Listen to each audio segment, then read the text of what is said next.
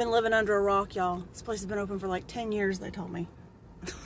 It's 2022. It's the first time I've ever been in there. It's amazing. It's absolutely amazing. You get in big trouble in there. Big trouble. And look, y'all. Hang on. The best part. Look. I didn't even make it in that part. They have a barn. Oh, God. I'd really get in trouble then. Really get in trouble. Hi, guys. Welcome to my channel, Sewing Back. My name is Brandy. We are in my kitchen. It didn't start in my kitchen. I don't know about you, but I had a very busy weekend leading up to the end of the October Pantry Challenge. I am going to do a recap on the October Pantry Challenge, and I should have that up on Friday. And but this past weekend, our church had a fall festival. We had a conference, and we also had a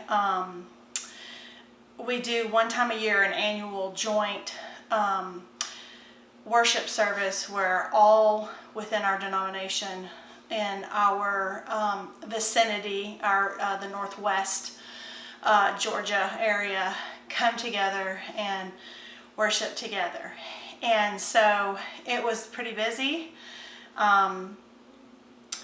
were also supposed to have our first basketball game that got canceled because the other team had too many students with flu and they could not meet the bare minimal of players, and so they had to forfeit the game. So we ended up not getting to do that. We actually got to go to the fall festival, which we didn't think we were going to be able to make for sure, depending on how the game and all that worked out. So we had it was a lot of fun, but I had a few hours on Saturday afternoon where I got to go and do something kind of fun, something out of the ordinary.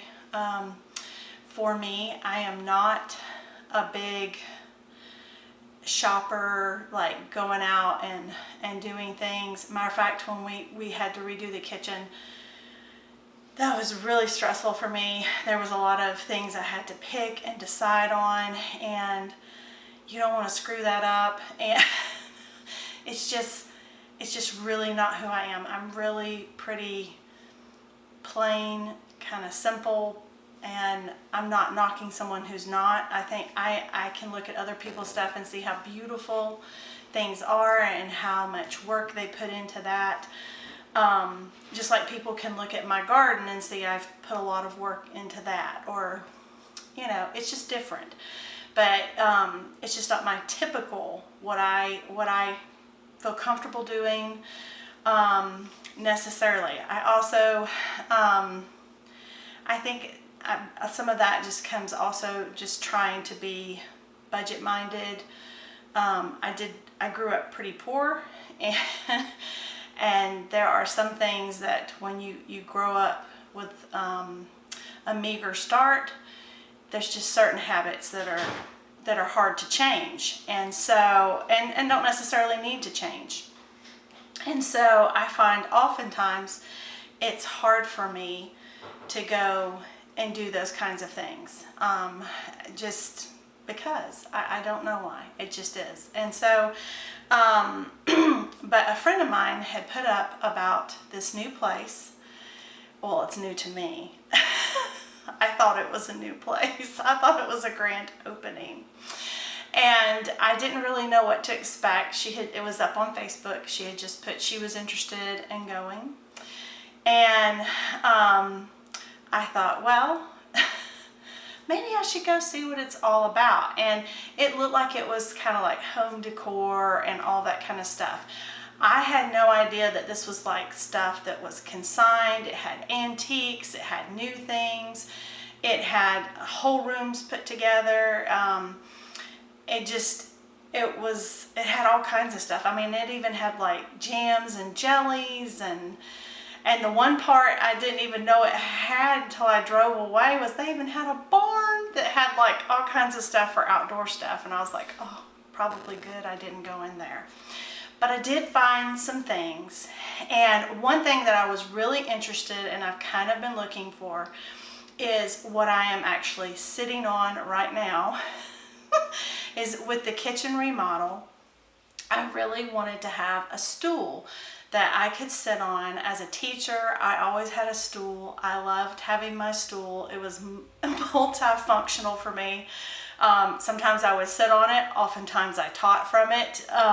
Not that I was sitting, but I might be doing an experiment from it or what have you. And I particularly like a real wooden stool. Hardy, like that bad boy is not going anywhere. And a lot of the ones like you could find new, I think they're like pressed wood or some kind of, I don't know, they're not very durable. And a lot of them are too high for what I was wanting and looking for. So this is something I've kind of been wanting. And I've seen a few things just when John and I have been out a few different places. I know we went to a reclaimed Habitat for Humanity store because we made some donations after the remodel. And I saw one then, but it didn't really go with what I, the kind of how I had picked for the kitchen to look. So I didn't get it, and it was I still thought it was a little pricey, and I was like, no, that's not it. So anyway, so I go to this place. It is called The Market of Woodstock, and I went in, and as soon as I went in, they had like complimentary coffee or hot tea. So I made some hot tea, and I thought, oh boy, I could really get in trouble in here. So I was like, okay. But as soon as I walked in the door, I saw my stool, the stool that I really wanted. Now, I'm going to show it to you. It's pretty, it's a mess. It's like an old bar stool. This thing is heavy duty. I mean, I could stand in it. It's not wobbling or anything, and I'm a big girl. But it was exactly what I wanted, because there's a lot of times when you're in your kitchen and you can't leave your kitchen, particularly when you're canning and doing some of those things, or holiday prepping and cooking, and having a stool is nice. It is nice. It can relieve your feet, can let you change your position, and so that was why I wanted it. Now, my biggest issue I saw with this was it's ugly. It is not, and I love that it's wood, I love that it's sturdy, but I don't like how it looks. And so I kept wandering my way through the market, and as I wandered, I found some things, and so I wanted to show you some of what I found. So the first thing, whenever I do go somewhere, if I were to go to Goodwill or a yard, if we happened on a yard sale. I haven't been to a yard sale though, I think, since COVID all happened. I think they're just now starting to be more of a thing, and they'll probably die down with winter coming. But I just, like I said, I don't go for any places. But I know, like when we were in North Carolina, my sister had, where she lives, there is a used bookstore, and it was amazing, and I loved it. And so we did go in there, and I actually found a couple very unique cookbooks, and for really cheap, because I kind of like to get some different cookbooks and stuff like that. And so when I went in there, they had several different cookbooks, but this one caught my eye. And I think I paid like $4 or $5 for it. But it's called The Women's Exchange Cookbook Volume 1. I think there was like 5 or 6 printings. No, there were seven printings of this cookbook. The first one was in 1964, and it was they only printed 5,000 copies. And the last printing was in 1978, and they did 25,000 copies. This is actually from the Women's Exchange of Memphis, Tennessee. And my copy is from 1967, so I was kind of in the middle of it, and it was I believe mine had the first revision from the original, and mine had 25,000 copies printed. And so it is in like pristine condition. Oops, sorry. And I liked it because as I kind of thumbed through it, a lot of times when you find these kind of old recipes books, I laugh because they'll always say like put 1 can of cream of mushroom soup or cream of celery soup, or it's, you know, open this can, open that can. I'm like, that's not really a recipe. I mean, I guess it is, but I am always intrigued by recipes that use real ingredients and not necessarily store-bought ingredients. And while I don't poo-poo those, because I know a lot of those cookbooks were written when those things were first hitting the market. That was a big deal, and I understand that. I get that. But I'm interested in trying to find ones that have the other kind of stuff, where it's real ingredients and what they made. And this one does. It has so many things like that. I am very excited I really want to do some of these that I've kind of been thumbing through. I haven't made it all the way through it yet. But I really liked, there was a little forward here, and I was going to read it because I liked it. It said, the purpose of life is not to be happy. Wow. Aren't we always told all that matters is if we're happy? The purpose of life is to matter, to be productive, to have it make some difference that you lived at all. Happiness in the ancient noble verse means self-fulfillment and is given to those who use to the fullest whatever talents God or luck or fate bestowed upon them. And this was written by Leo Ralston. And I liked that quote. I thought, yes, it's like totally opposite of what we're told, is that, you know, all that matters is if you're happy. And the truth of it is, it doesn't matter if you're happy, but it does matter if you live a life that matters. And to matter, you need to be productive, and you need to make some kind of a difference with your gifts and talents. And so I thought that was really cool. So that was one of my finds. The other one I found is kind of quirky, but I liked it because it'll fit in my windowsill. I love birds, you know, I love chickens, but I also love birds. And I actually have I'll take a picture of the little bird because I can't get it to like, what do you call it? Focus in on it. It's blurry, and so I'll take a picture of it, but he's cast iron and just painted. And the person had a whole booth where they sold things like this, other birds and other little like trees, and they did them in like terrariums, and they were really pretty. But I liked him. I loved his color, and so he goes on my windowsill. Then I got this to hang on Thanksgiving Day since I'm hosting. It's a beautiful towel. It says, "Bless all who gather here." And of course it's got a bird, and it's got all the little fall, the remainder of the fall leaves on it. And so I got that. Then I saw this in one of the booths. It was hanging up. I barely was able to get it down. And I love this. I don't even know if I can get it all in the shot. This is like really heavy. It says fresh herbs, hand-picked. And I got it, and I was like, I want to try to make it work in my kitchen because it's got the dark green like my cabinets. So John and I are kind of looking to see where we can hang it. I've got a couple places I think it might fit. We'll see. If not, and I can't fit it in the kitchen, it'll go in the garden. I'll hang it up out there somewhere because it's metal. It's one of those, you know, metal signs.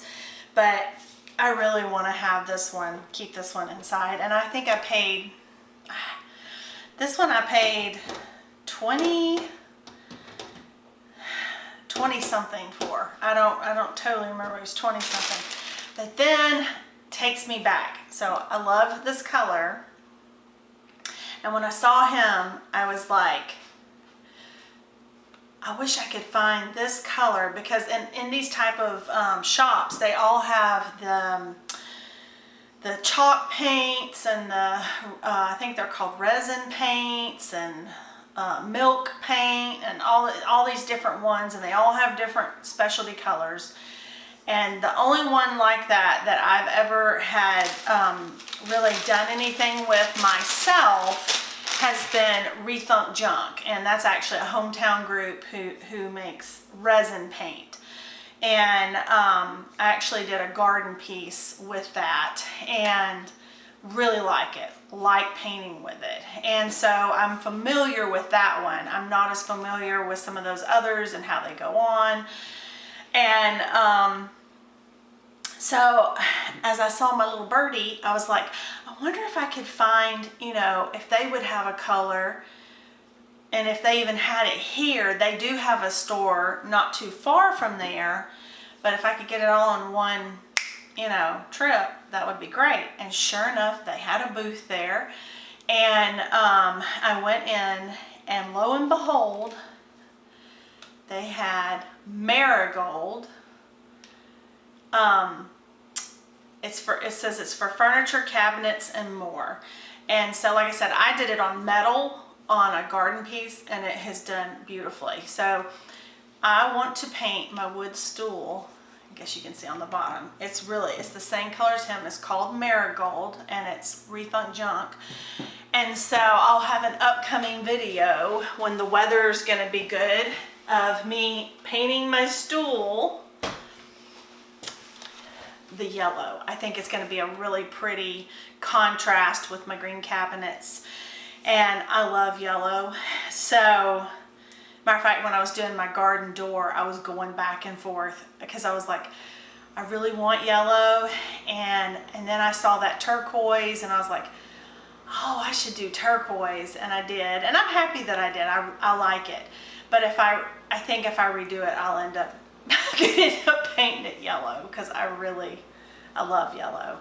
So so that's kind of my haul from the market. And one of the cool things about the market is they have these display windows in the front. They're kind of like old-timey store windows, and they decorate them up. I think that they do it for each season, but I don't know. But their big thing is they're having the big reveal this coming weekend, which is the first weekend in November, with their Christmas storefront. So they do 4 windows that have Christmas themes and stuff like that. And of course the store, that you had vendors who are in there doing their booths up for Christmas and all that kind of stuff. And it's a big sale to kick off the season and all that. So who knows, I might go back, because it's like the whole store is like 20% off. But what was so cool about the Rethunk Junk is, so this little thing cost $22, but I got 35% off. So I paid like $14 for this, and I paid $30 for the stool. So I'm happy with that. I'm like, that is going to be the stool will last probably longer than I will. And it'll look pretty, and I will be very happy. So I was really thrilled with what I found, but it was just a lot of fun to get to go do that. And like I said, you'll see in the video, I didn't even realize they had an outdoor part, and it had a huge barn and outdoor stuff. So that's why I said I may have to make it back over there for the big sale this weekend. Plus, I really want to see the Christmas window, the 4 scenes, to see what they do. And so when I was checking out, I was like, wow, this is great. When did y'all open up? And they started laughing, and they said 10 years ago. So when I tell you I don't do these things very often, I'm not lying, because I had no clue. And it wasn't like this is really far from my house. It's not. It is in another county, but I live very close to the county line, so not far at all. So I was like, oh, okay. And so, but they were very lovely, very nice. So if you are in local, and you should check out the market. It is off of Bells Ferry Road and close to Highway 92. And very nice store. very nice store, and it has a little bit of everything, and I'm sure that you could probably find something that you might really like, or a new project if you like to do kind of projects and stuff like that. So the second thing that I wanted to talk about today in this video was when we left off a few weeks ago, we were drying our goldenrod. And so today, what I want to do is the next step in the process. I did make the goldenrod tincture. It is still getting happy downstairs. It's only been a few weeks, and it needs at least 6 weeks. And so it is down in a dark place on my cannon shelf with my vanilla and my elderberry tincture. And actually my vanilla is supposed to be good today because it's November 1st. So I'll have to try some of that coming up. But so I have it down there. But the other part that I wanted to do with the goldenrod is I wanted to infuse it with olive oil, which is a process that takes about 6 weeks. And then once that process is done, you strain it, and then you go through the process of making it a salve. And because I am very interested in taking the goldenrod and making a salve to put on my hands and my feet and my shoulder, because it has been shown to be very good for arthritis. It's also been good for skin issues like eczema, psoriasis, and because it's an anti-inflammatory. So I don't have psoriasis, but I can have flare-ups with eczema and things like that. But I do have arthritis, and my hands get very sore as it gets cooler. I have been dealing all year with tendinitis in my right shoulder. I've also been dealing with that, as well as plantar fasciitis in my feet, and I have arthritis in my feet. And so they get pretty sore, and I don't know why, but the cold definitely seems to make it a little bit more painful. So I was very interested, as I was doing my research on goldenrod, in being able to make this salve so that I could rub it on those places. So the first part of this was I had to dry the goldenrod, and the different research I did. I do have a food dehydrator, and I could have totally used my food dehydrator. I did use it as a box to keep it safe so that it could dry. But I didn't turn it on. I decided against turning it on because the different articles that I had read said it was better to air dry it, give it enough time to just dry naturally. And so that is what I did. It is totally dry. I have already started taking it off of the stem, and I'm going to make the infusion with oil. Now this is different. This is a different infusion with olive oil than if you were going to be consuming an infusion with olive oil. And from everything that I have found and research I have done, this would not be safe to consume with olive oil. Because olive oil is very low acidic, and it can easily grow botulism. And so when you do infused oils, you have to be very careful, especially at home. You're not talking about a commercial infused olive oil, like you might go to your grocery store and get an infused oil, or my friend has an infused oil shop, and those are totally safe. And they are safe. They go through a process so that they are safe for consumers. You can, you can put them on your shelf. You can use them as needed. When you infuse oils, olive oils that you're going to ingest, there's a few that have been tested for home infusions. One is garlic, and the 3 herbs were that I read from Clemson University, and I think it's the University of Idaho or Idaho University. I'm not sure. I know it's Idaho. I don't remember which, if it's the University of or the other. But those 2 universities have done studies, and the ones that you can use garlic, and as far as herbs, you can use rosemary, you can use oregano, and you can use basil. There's a way that you can do that at home safely, so you can make your own infused oils. And I hope to be doing an infused oil like that in the future, so I can show you and talk a little bit more about how you can do that. However, with those oils, they have to be refrigerated, and they have a very short shelf life. And so I have actually seen other YouTubers who said they were making their own infused garlic, and from what I read through these universities that tell you how to do it, safely do it so that you don't get botulism, that's not what I saw being done. And so I just want to tell you to please be careful, to please do your research, and because botulism will kill you. It's dangerous. And do not confuse doing something yourself that way, that you're actually doing the exact same process as if you go to like my friend's store and you get an infused oil that was done commercially with proper equipment that makes it safe so that it's shelf stable. Okay.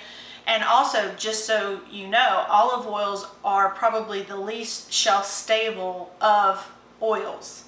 They go rancid very easily because they have that low acidic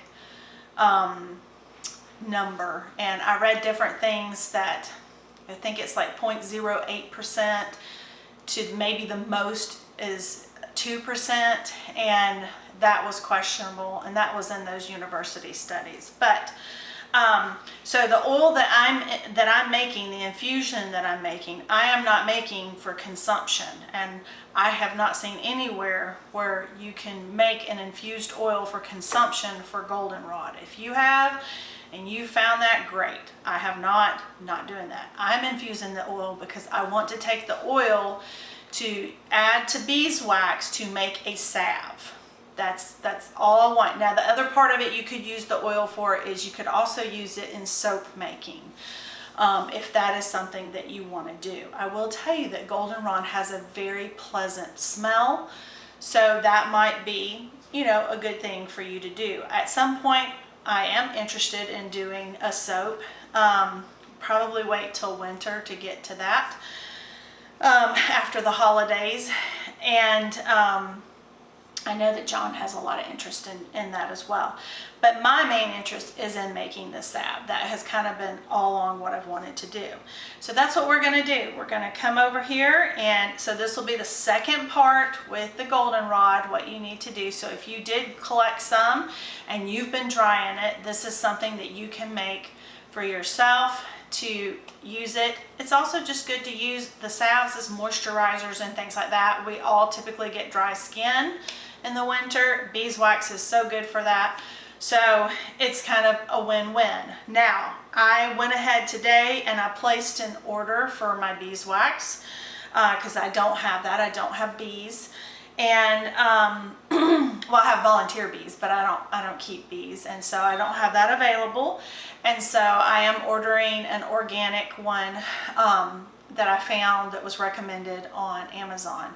So when we get to the third part of this process, I will make sure I put links for all of that in the description if you're trying to do that. I will probably put the beeswax link in this one in case you're following along and want to try to make it around the same time, because that's really all you need.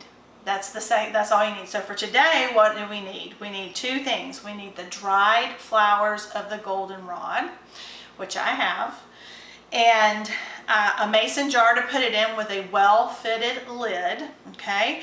And I need olive oil. And so I'm going to show you the olive oil that I have, and I'm gonna move the camera over to the kitchen area. I'm at the kitchen table right now, but we're gonna move over there so that we can put this together, and I'll tell you what you need to do so that you can infuse that oil completely and get all the properties of the goldenrod. What it looks like when it's dry. The colors they're still yellow, but it's very muted. I think they're beautiful dried. I mean, this, honestly, if you kept it and you know, I wouldn't have broken them down and I hung them upside down, these would be beautiful in an arrangement. That's just a side note. But that's what it looks like. And all I'm doing is I have my measuring cup right here, because you want 1 cup of, and all you got to do is go against the grain of the stem, and these flowers just come right off because they're fully dry. And so I started on this already. I've already done 1 tray, and I think 1 tray equaled about I guess that says it's about, I think it's probably about 1/3 of a cup. And so I'm going to get a full cup of the flowers. We're going to put this in our jar, and I am using this, this is an extra virgin olive oil. And the reason I'm using this one is because in 2020, when everybody got stuck home and they were all baking bread or doing their thing, I purchased this big old jug. What does it say? It's like 3 liters of olive oil. And I purchased this from the Bread Bakers, which is where I get my grain for my meal and all that. I get those supplies from. They are also in Woodstock, Georgia, locally. A lot of people in the Southeast, I think they use their co-op to get their grains and stuff like that. But I purchased this. It was $29.79, and it has never been open. But it went out of date last November 2021. When I did the pantry clean out and did the reorganization downstairs, I found this pushed way in the back. And I was so upset because, you know, I spent $30 on this, never used it, and I was going to just throw it out because olive oil can go rancid. However, it has never been open. And so I did some research, and my husband, John, was like, well, I think I want to make some soap. And so I was like, this would be perfect for soap making. Well, it's also perfect for doing this infusion because we're not consuming this. So as long as we're not consuming this oil, we can totally use it to make a salve, a soap, or something else. And then we do not waste the $30 we spent. Especially now, I think they sell this same thing now. It's like $40-something, you know. So I didn't want to get rid of it, and so we're repurposing it. And I'm gonna use it in this infusion, and we're gonna use it to make soap at a later date. So let me finish getting my flowers destemmed. They're so pretty.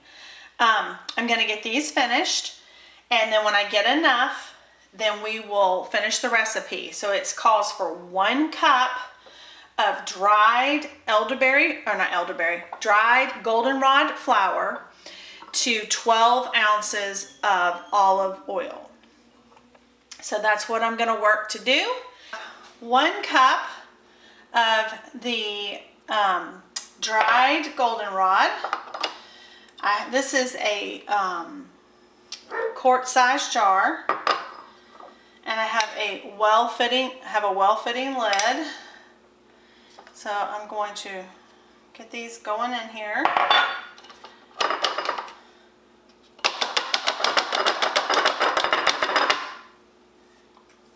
a few on here. I had a few left over, not much. and I fed those to my chickens. Matter of fact, I just went out and my little girls had laid those. Aren't those pretty? This is from the Well Summer. That's why it's got the little speckles to it. And that's from one of my Easter eggers. I gave them some sourdough discard. So good for them, and they love it. All right, so now I need to do 12 ounces of oil, which is 1.5 cups. So I'm hoping this comes out, oh gosh, comes out kind of quick. So we're gonna get that 1.5 cups. All right. Whew. It's kind of messy. All right. And now I'm going to pour this over. Make sure. Yes. I'm going to pour this over my goldenrod. Get all that oil in there. And I'm going to use one of my chopsticks because you want to make sure that your goldenrod flowers are incorporated with the oil. Okay. That looks pretty good. So now what you're supposed to do, you're supposed to put a tight fitting lid that was stressed, and then you're gonna go put it in a cool, dry place. It didn't say it had to be a dark place like with the tinctures. It says just a cool, dry place, but you wanna put it somewhere where you're gonna see it every day. You're gonna wanna put it somewhere in a cool, dry place. It doesn't have to be a dark place. It does not, you do not want it in direct sunlight though. Okay, so you want to, I'm not going to leave it up here on my kitchen counter because it gets a lot of sunlight this time of year. And so I'm probably going to put mine on my kitchen table, like on the opposite side of my, I have a plant in the center of my kitchen table. So I'll probably put it on the opposite side. And the reason being is because every day you're supposed to shake it. You're supposed to give it a good shake every day for 6 weeks. And at the end of the 6 weeks, then you're going to strain it off. And once we get it all strained off, we're going to take the remainder of this concoction and we're going to add it to 5 ounces of beeswax melted. And we're going to make the salve. And that'll be a separate video when it gets ready. I will put in the description the beeswax. I'll also look, I think I put before, but I will look for a dried goldenrod. So if you found value in this video, or if you just liked the video, I would appreciate a thumbs up. If you think you want to follow along with more on this infusion and the next step in the process, I'll also link the first video of when we harvested and how we dried it and how we made the tincture, in case you're interested in that. I'll link that in the cards and also in the description as well. But we'd love for you to subscribe to our channel. I will be doing some of those infused oils I talked about in the coming weeks.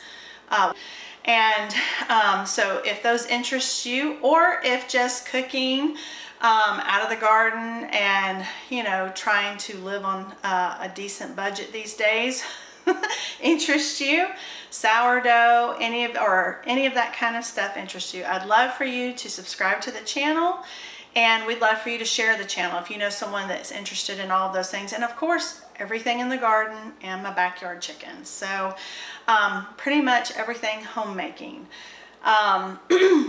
Without the sewing, S-E-W-I-N-G. I can sew a button. Don't do so well at making clothes and stuff. Can hem some pants. But that's about as far as that sewing goes. Anyway, I hope you have a great one, and I hope to see you next time.